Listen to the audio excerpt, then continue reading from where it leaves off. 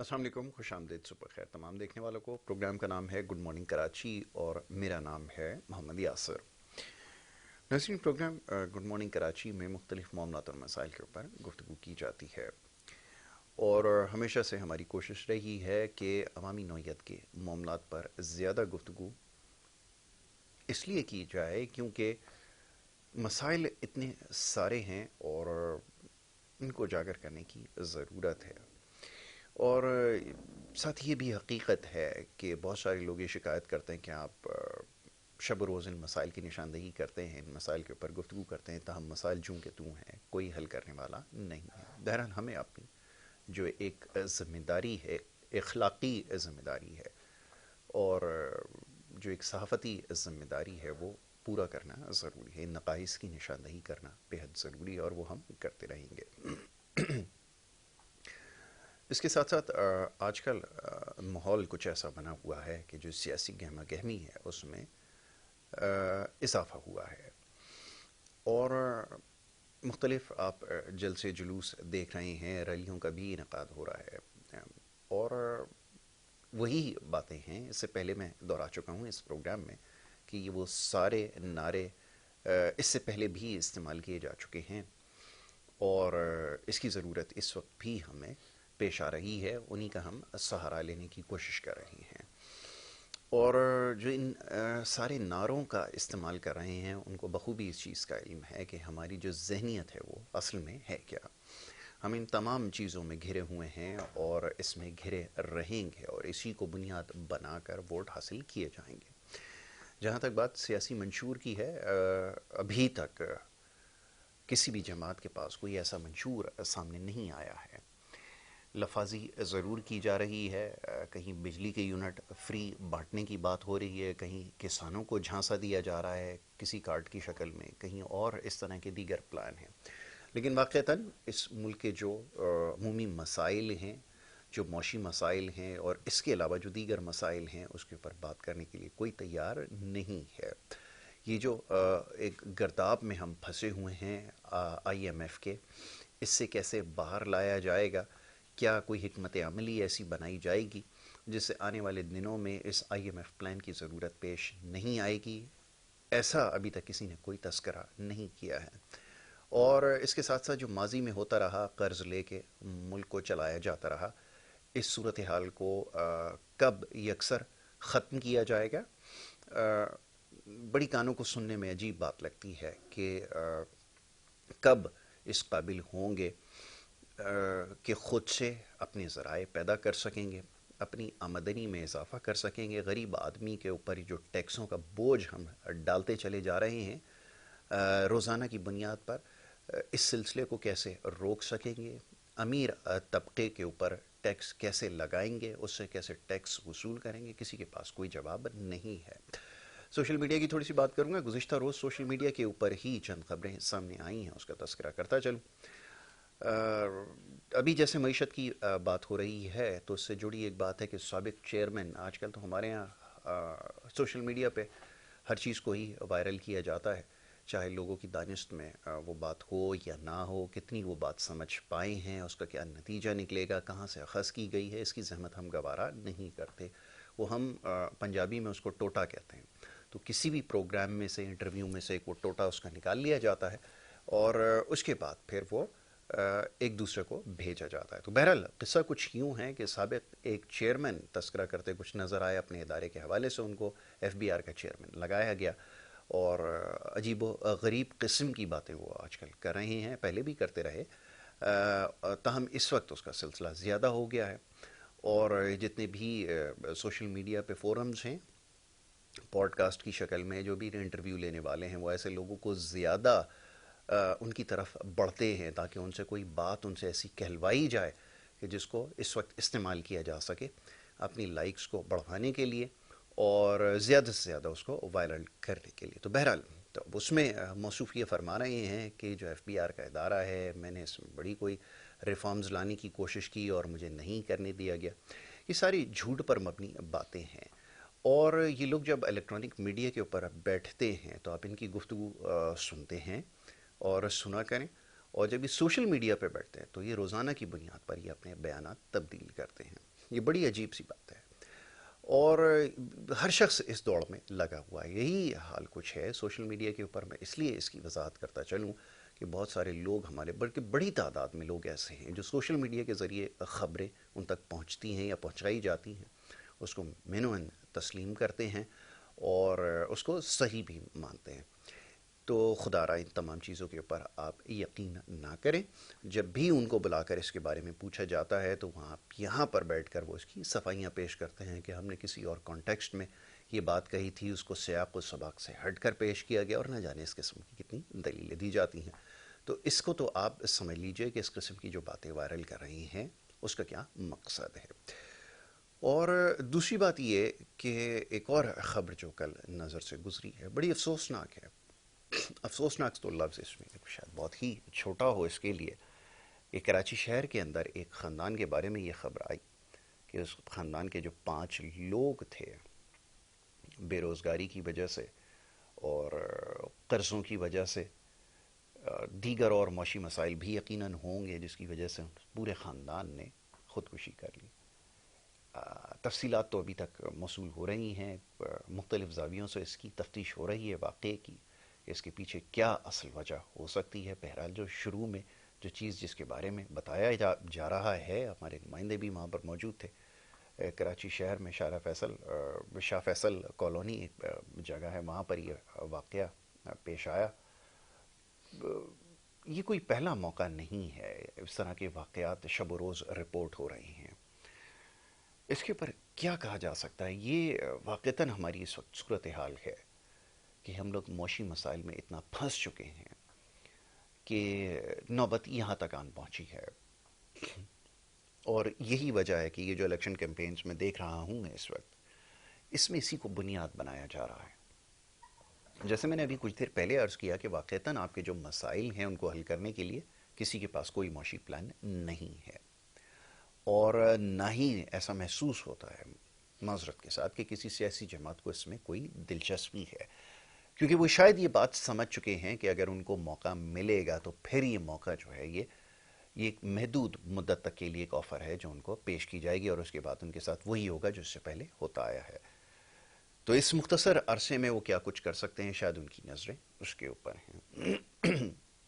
اور اگر یہ خدا نخواستہ سلسلہ اسی طرح جاری رہا تو پھر اس سے بھی زیادہ بھیانک نتائج جو ہیں وہ برآمد ہوں گے.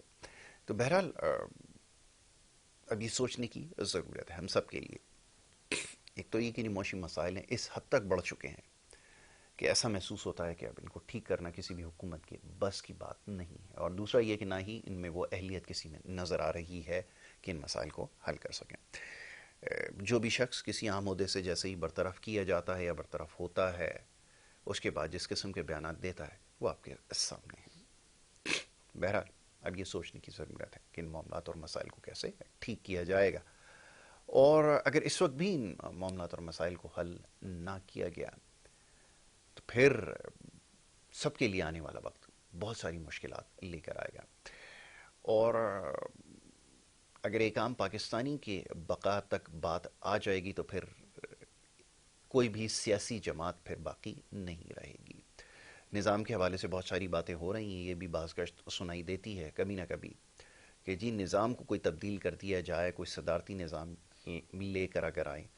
اب کوئی بھی نظام اس سے پہلے ملک میں یہ رائج رہا اور اس کے جو نتائج ہیں وہ آج تک بھگت رہے ہیں. بہرحال اگر اس طرح کے مزید تجربات کیے گئے تو اس سے بھی زیادہ بھیانک نتائج سامنے آ سکتے ہیں, اور ہم اتنے زیادہ تجربات کر چکے ہیں کہ اب ہم اس کے متحمل نہیں ہو سکتے. یہ سب سے زیادہ ضروری اور اہم بات ہے. تو بہرحال یہ چند ایک خبریں تھیں جس کے بارے میں بات کرنا ضروری تھا, اور جو پیغامات آپ کے ہم تک پہنچ رہے ہیں لوگ ملک کی جو سیاسی صورتحال ہے اس کے حوالے سے دلچسپی رکھتے ہیں. بڑی عجیب بات ہے اس پورے جو سیاسی نظام کے حوالے سے ابھی جو بات کی گئی ہے اس میں سب سے زیادہ جو نقصان ہوا ایک عام آدمی کا ہوا, جس میں سب سے زیادہ جس کو نظر انداز کیا گیا وہ ایک عام آدمی کو نظر انداز کیا گیا, آگے بھی کیا جائے گا. اور اس کے علاوہ سب سے زیادہ جس نے مصائب اور مشکلات کا سامنا کیا وہ بھی ایک عام آدمی. تاہم اس کی ابھی بھی دلچسپی اس میں باقی ہے کہ کون سی سیاسی جماعت یا کون فرد واحد ایسا ہے جو ان مسائل کو حل کر سکتا ہے. بارہا لوگوں کو مواقع دیے گئے. بڑا تعجب ہوتا ہے سن کے. ایک سیاسی لیڈر تقریر فرما رہے تھے کہ مجھے اگر ایک دفعہ موقع دیا جائے، 4 دفعہ جن کو موقع دیا گیا انہوں نے کچھ نہیں کیا، اگر مجھے ایک دفعہ موقع دیا جائے. تو یہاں پہ سندھ کے اندر وہ موقع بار بار آپ کو ملتا رہا، بار بار آپ آتے رہے، لیکن نتیجہ ہمیشہ صفر ہی رہا ہے. تو یہ جانچنے کے لیے کافی ہے کہ آپ کی آگے آنے والے وقت میں کارکردگی کیا ہے. آپ سارے امتحانوں میں فیل ہو چکے ہیں، سارے ہی مضامین میں آپ فیل ہو چکے ہیں، اور اس کے بعد بھی اگر آپ یہ کہتے ہیں کہ آپ کو آخری امتحان کے اندر بھی بٹھا دیا جائے تو نتیجہ یہی رہے گا. کیونکہ یہ جو سارے معاملات ہیں، میں جیسے ابھی جن کی نشاندہی یہاں کر چکا ہوں، اس کے لیے ہمیں بہت ہی سنجیدہ دور اندیش قسم کے لوگوں کی ضرورت ہے جو ہمیں میسر نہیں ہیں. آپ کچھ بھی کہیے، آپ یقیناً یہ بات سوچ رہے ہوں گے کہ بہت سارے لوگ ہیں. اگر وہ لوگ ہیں تو ان کو اب تک سامنے آ جانا چاہیے تھا، اور کیونکہ وہ سامنے نہیں آئے تو نتیجہ یہی نکلنا ہے کہ ایسے لوگ پھر آپ کے اوپر بار بار مسلط کیے جائیں گے. یہ ایک دوسری بحث ہے، اس کے اوپر پھر آگے چل کے کبھی بات کی جائے گی. تاہم سب سے زیادہ جو ضروری ہے وہ یہ جو لوگ اس وقت میدان میں ہیں، اسی میں سے آپ نے ان لوگوں کا انتخاب کرنا ہے، اور بہرحال انتخاب کرنا ضروری ہے. اور یہ سمجھایا جا رہا ہے خدا را کہ بہت سوچ سمجھ کے فیصلہ کیجیے. جذبات کو ایک طرف رکھ کر، آپ کی پسندیدگی، یہ تمام چیزیں ایک طرف ہیں، آپ کا جذباتی لگاؤ. بڑے عجیب لوگ ہیں، جب بھی کسی لیڈر کو پسند کرتے ہیں تو اس کو اس حد تک پسند کرتے ہیں کہ اس کی ساری ہمیں غلط باتیں بھی صحیح لگنا شروع ہو جاتی ہیں، اور ہر طرح سے اس کا دفاع کرنے کے لیے تیار ہو جاتے ہیں. پڑھے لکھے جو ممالک ہیں نا، جن کی مثالیں ہم صبح سے لے کے شام تک دیتے ہیں، جہاں پہ بھی بیٹھتے ہیں ان کے بارے میں بتاتے ہیں، قصے بیان کرتے ہیں، جو اگر وہاں سے اگر کبھی ہو کر بھی آ جاتے ہیں تو گھنٹوں بیٹھ کے وہاں کے قصے سناتے ہیں کہ وہاں کے سڑکوں پہ ایسا ہوتا ہے، گاڑیاں اس طرح چلتی ہیں، سگنلز اس طرح کام کرتے ہیں، پولیس اس طرح کام کرتی ہے. اور وہ مثالی معاشرے ہیں جو ہمیں یہاں نظر نہیں آتے، جن کی آپ مثالیں دیتے ہیں. ان کے لوگ جب ووٹ ڈالتے ہیں، جب اپنے ووٹ کا استعمال کرتے ہیں نا، تو اپنے لیڈر کے ساتھ کسی بھی قسم کا جو رشتہ جو ہے وہ قائم نہیں کرتے. نہ ان کا اس حد تک جذباتی لگاؤ ہوتا ہے کہ اس کی ہر غلط اور صحیح بات کو ماننے کے لیے ہر وقت تیار رہتے ہوں. تو بہرحال جب بھی ووٹ دینے کی بات ہوتی ہے، بالکل میں سمجھ گیا ہوں، تو جب بھی ووٹ ڈالنے کی بات آتی ہے تو بہت سوچ سمجھ کر فیصلہ کرتے ہیں. سب سے زیادہ جس چیز کو مد نظر رکھا جاتا ہے وہ کسی بھی سیاسی جماعت یا لیڈر کی پالیسیز، اور کیا کچھ اب تک وہ ڈیلیور کر چکا ہے. اس کو بنیاد بنا کر پھر ووٹ ڈالا جاتا ہے اور پھر اس کا انتخاب کیا جاتا ہے. اور اس سے ان کو قطعی غرض نہیں ہوتا کہ وہ دیکھنے میں کتنا خوبصورت نظر آتا ہے، اس کی باتیں کتنی اچھی ہیں، اس کی انگریزی کتنی اچھی ہے، اس کا اسٹائل کیا ہے. ان تمام چیزوں کو خاطر میں نہیں لاتے. جو پڑھے لکھے لوگ، مہذب معاشرے، سمجھدار لوگ ہوتے ہیں. اب یہاں پہ نظر ڈال لیجئے اور فیصلہ آپ خود کر لیجئے کہ یہاں پہ ہمارے یہاں ووٹ کس بنیاد پر ڈالا جاتا ہے.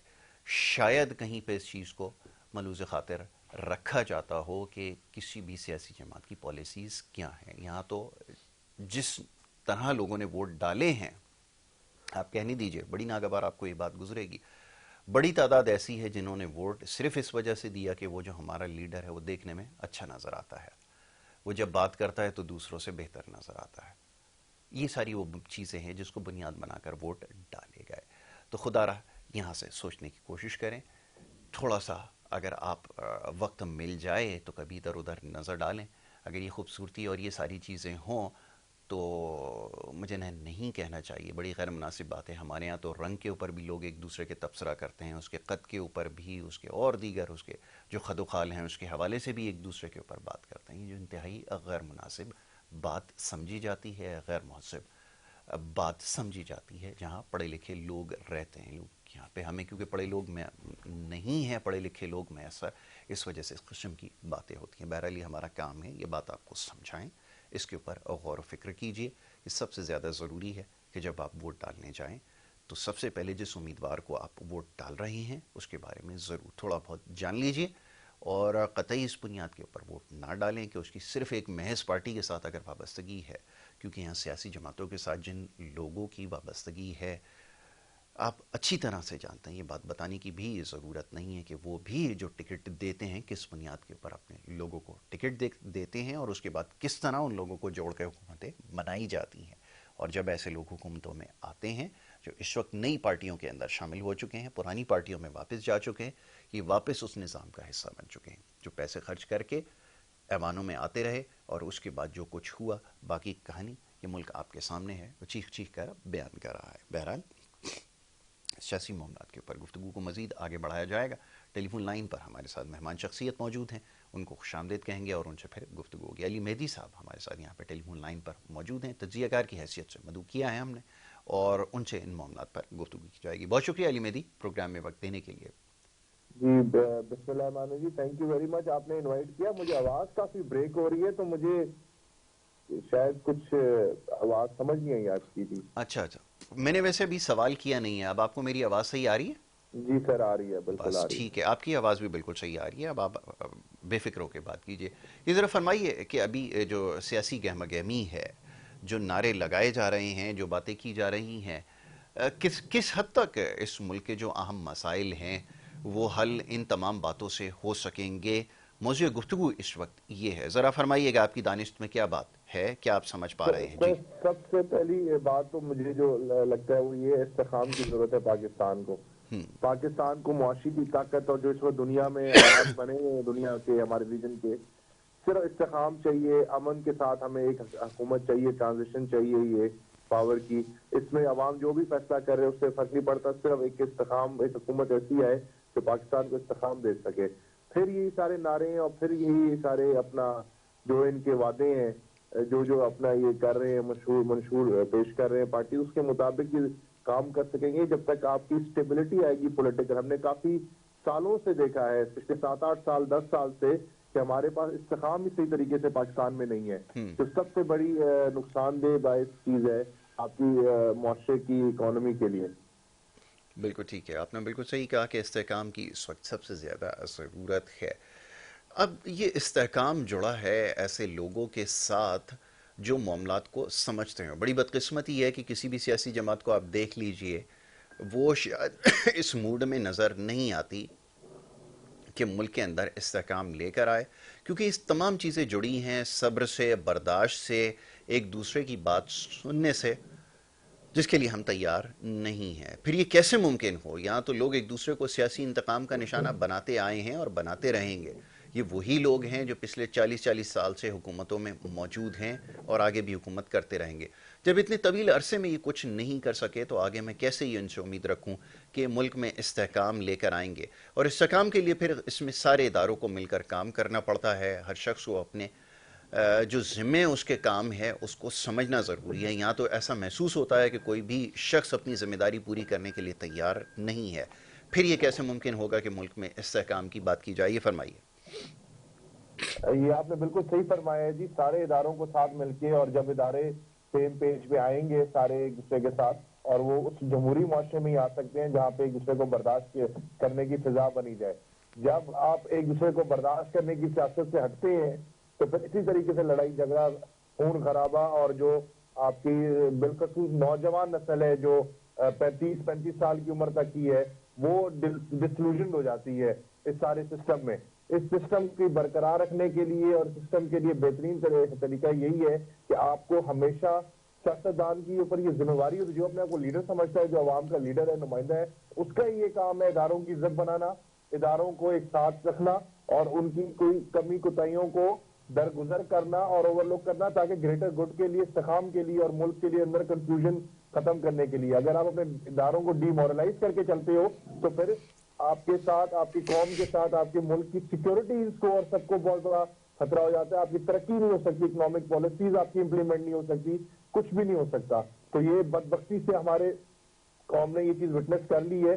اور مجھے یہ بات بھی نظر آتی ہے کہ ادارے مل کے کچھ آپ کی، ہماری پسند کی ہوں یا نہ ہو ہماری پسند کی، کچھ پولیٹیکل پارٹیز کے ساتھ سیم پیج پہ کھڑے ہوئے ہیں. اور ہمیں عوام کو بھی یہی فیصلہ کرنا چاہیے کہ ہمیں اپنے ملک کی ترقی کرنی ہے استحکام کے ساتھ، یا ہم نے کسی کی ورشپنگ کرنی ہے، کوئی کسی کی ورشپ میں لگا ہوا ہے، کوئی کسی کی ورشپ میں لگا ہوا ہے. اس طریقے سے سیاست نہیں ہوتی. سیاست ہوتی ہے اداروں کی اور منشور کے اوپر. ایک پارٹی کا ہے کہ ہم تعلیم کے نظام میں یہ کریں گے, عوام کو پارٹی کا ساتھ دینا چاہیے تعلیم کے نظام کے لیے. اگر ایک پارٹی کا ہے کہ ہم صحت کے نظام کے لیے یہ کریں گے تو عوام کو پارٹی کا ساتھ دینا چاہیے. اس طریقے کی سیاست پوری دنیا میں ہوتی ہے, اور اسی سیاست کے طرز عمل پہ ہمیں بھی چلنا چاہیے کہ جمہوریت کی فائدہ اور جمہوریت کا اصل جو میننگ ہے اس طریقے سے ہی آتی ہے. کوئی ٹیکس ریفارمز کرتا ہے, کوئی کچھ وعدہ کرتا ہے, ان وعدوں پہ الیکشنز کے ووٹ ہونے چاہیے, نہ کہ شخصیت پسندی پہ, لسانیت پہ اور اس طریقے کی پارٹیز کے ایجنڈاز پہ نہیں, یا مذہبی ڈفرینسز پہ. اس طریقے سے کبھی بھی کوئی معاشرہ ترقی نہیں کر سکتا. بالکل ٹھیک ہے. علی یہ فرمائیے, جو اس وقت موجودہ جو سیاسی صورتحال ہے, جو حالات ہیں, اس کو دیکھتے ہوئے یہ کہنا انتہائی مشکل ہے کہ کوئی بھی ایک سیاسی جماعت جو ہے وہ بھاری اکثریت سے کامیاب ہو سکے گی, اور شاید سیاسی جماعتوں نے اس کے اوپر کام بھی نہیں کیا کہ وہ اپنے پیر اتنے مضبوط کر سکتے کہ وہ ان تمام چیزوں کو سمجھ پاتے یا اس کے اوپر کام کرتے. بہرحال آپ کیا سمجھتے ہیں کہ اگر پھر سے جیسے ہم دیکھتے ہیں کہ مخلوط حکومتیں بنتی رہی ہیں تو یہ پاکستان کے مسائل کو حل کر سکیں گی؟ کیونکہ ہمیں سوچنا پڑتا ہے کہ جب بھی مسائل کے حل کی بات آتی ہے تو کوئی بھی ایک جماعت, کیونکہ اس کے پاس واضح اکثریت نہیں ہوتی, اس وجہ سے وہ ڈیلیور نہیں کر پاتی. اس دفعہ کیا صورتحال نظر آ رہی ہے؟ میں چاہوں گا ذرا اس پہ بھی تبصرہ کیجیے. میرا خیال ہے کہ پاکستان کے مسائل کا حل ہے, ٹھیک اور ہے. وہ ہماری قوم کے پاس ہی ہے, اور ہمیں اپنے سیاسی لیڈروں کا احتساب, ہمیں الیکشنز کا موقع مل رہا ہے, ہمیں ہر اپنے حلقے میں ہر کینڈیڈیٹ کا احتساب کرنا چاہیے. جو ہمارے کینڈیڈیٹ ہمیں پتا ہے, کیونکہ لوکلی ہر بندے کی حقیقت زیادہ بہتر پتا ہوتی ہے جو سوشل میڈیا میں اور ٹی وی پہ پروجیکشن کے علاوہ. اگر ہمیں چاہیے کہ ہم اپنے علاقے کے جو اچھے لوگ ہیں ان کو ووٹ دیں اور اپنا ووٹ کاؤنٹ کریں اچھائیت کی طرف, بالکل اور ٹھیک ہے. احتساب اپنے ان لوگوں کا کریں جو اچھے, جنہوں نے اچھا کارکردگی نہیں کی, جنہوں نے سیاست کو, خدمت کو بادشاہت یا چودراہٹ بنانے کے چکروں میں پڑ گئے ہیں, یا گنڈا گردی اور بدماشی اور بھٹا چوری اور جو بھی ان کے اپنا مقاصد ہے پیسے بنانے کے, ان مقاصد میں جو لوگ ہیں ان کا ساتھ نہیں دینا چاہیے. ہمیں سب سے پہلے یہ جو پیسے کی چمک نظر آتی ہے, ہمیں ایک سائیکل میں بھی اگر ایک امیدوار کھڑا ہوا ہے اور وہ زیادہ بہتر طریقے سے کام کرتا ہے اور زیادہ بڑا انسان ہے, ہمیں اس انسان کا ساتھ دینا چاہیے, نہ کہ ہمیں کوئی بڑی بڑی گاڑیوں میں آنے والے لٹیروں کا, جن کو ہمیں پتا ہے 10 سال پہلے 20 سال پہلے کیا حالات تھے. بالکل ٹھیک ہے علی مہدی, عوام کو اپنی آنکھ کھولنی چاہیے. جی بالکل ٹھیک ہے, آپ نے بالکل صحیح کہا. کچھ دیر پہلے یہی بات ہو رہی تھی, آپ نے بالکل صحیح نشاندہی کی کہ ووٹ دیتے وقت ان تمام چیزوں کو ضرور ذہن میں رکھیں, اور ایسے لوگوں کو اگر بار بار مواقع دیے جائیں گے تو نتائج اس کے وہی نکلیں گے جو اس وقت ہمارے سامنے. بہت شکریہ علی مہدی, آپ کا پروگرام میں وقت دینے کے لیے بہت شکریہ. جناب علی مہدی ہمارے ساتھ لاہور سے موجود تھے ٹیلی فون لائن پر, اور ان سے ہم گفتگو کر رہے تھے اس وقت جو پورا جو سیاسی صورتحال ہے, جو نظام ہے, اس کے حوالے سے ہم گفتگو کر رہے تھے.